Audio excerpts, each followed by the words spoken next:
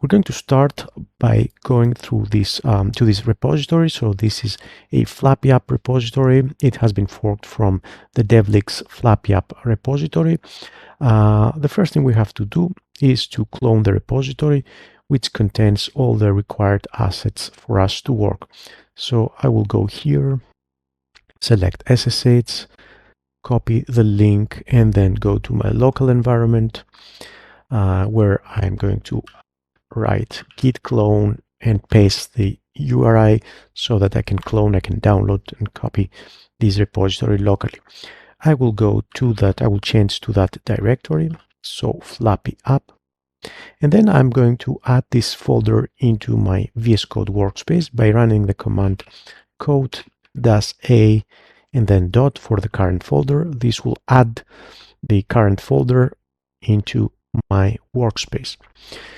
Let's start by looking at what's available here. You can see there's a public directory with some images. There's a public folder, an images subfolder with an image that's called border PNG, a logo PNG, and then a scenery PNG. Also, there's another folder called mockups, which includes the instructions, the actual mockup for this website that we're trying to build. So we have the basic mockup is just this screen that we're going to use as a boilerplate, and then go from this image into an HTML page.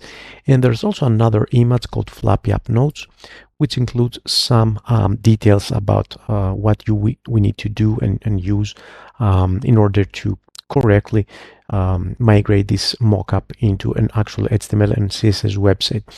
You can see there are some instructions about the hover color. There's some details here about this color.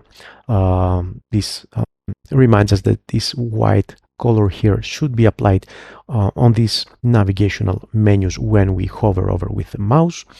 There's also this really nice additional line here that reminds us that this main content area should span like 1100 pixel width. So this main content that you can see here, this main area here, should be no longer than 1100 pixels. There's also a nice note from the designer that we should use the Google font Lato for all the text here. Another reminder that we should also contain this content here at the bottom to this specific width. And then we also have another note here about the hover color on this area. So this is the mockup, and let's get started.